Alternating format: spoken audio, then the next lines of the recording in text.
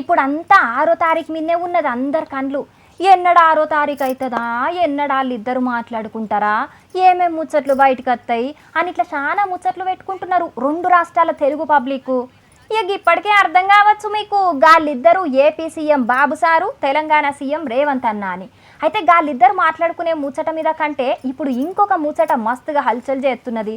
మరి గా ముచ్చటేందో, గా ముచ్చట మీద తెలంగాణ చిన్న సీఎం బట్టి సారు ఏమన్నాడో గీ ముచ్చట చూసి పురాగర్చుకుని రాపోరి.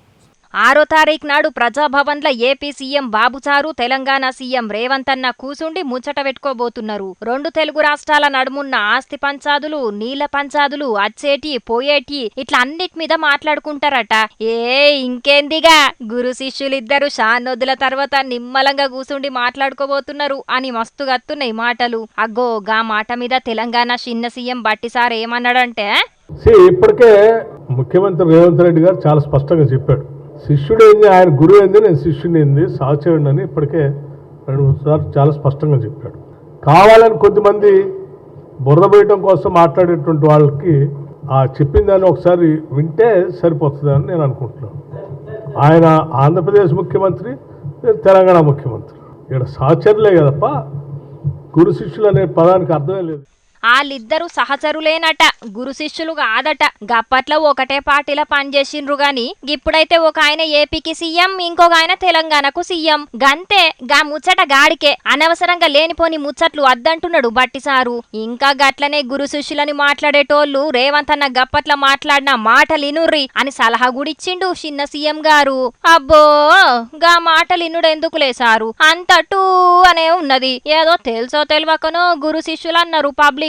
గంతదానికే ఎవడాడు అన్నోడు గా అన్నోన్నిటూ అని మాట్లాడిండు రేవంత్ అన్న గప్పట్ల అని యాద్ చేసుకొని మళ్ళో తప్ప గురు శిష్యుల ముచ్చట ఎవ్వరు దియ్యరు కావచ్చు. ఇక గప్పట్ల ఏపీలో కలిపిన 7 మండలాలను మళ్ళా తెలంగాణలో కలిపిన తర్వాతనే తతిమా విభజనల హామీ మీద మాట్లాడుకుంటే మంచిదని మాజీ మంత్రి హరీష్ రావు సార్ అన్నడని బట్టిసారికి యాద్ చేస్తే, 7 మండలాలు పోవటానికి కారణం కేవలం టీఆర్ఎస్.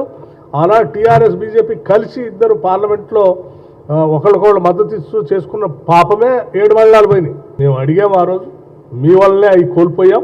కాబట్టి ఇప్పటికైనా మీ చిత్తశుద్ధి నిరూపించుకోవటం కోసం మీరు ముగ్గురు దానికోసం ఒక దీక్ష చేయండి. 7 మండలాలు రావటమా పోవటమా ఏదో తెలుద్దాం చేయండి. ఎందుకు వెనకపోతున్నారు? 10 ఏళ్ళు మీరే కదా కూర్చుని దానివల్ల నష్టపరిచినట్టు జరిగింది.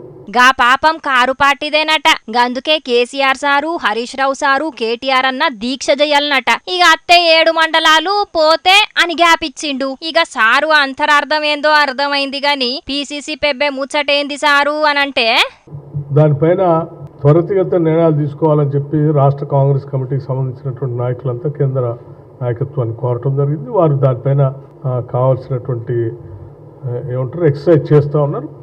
వారు నిర్ణయం ప్రకటిస్తారు. ఇంకెన్ని దినాలు ఎక్సర్సైజులు, వాకింగ్లు, జాగింగ్లు, యోగాలు చేస్తారో, ఎన్నడు పీసీసీ పెబ్బే పేరు బయటికి ఇడతారో ఈ చెయ్యి పార్టీ పెద్ద లీడర్లు. ఇంకా మంత్రివర్గ విస్తరణ ఎన్నడు చేస్తారో చూడాలి.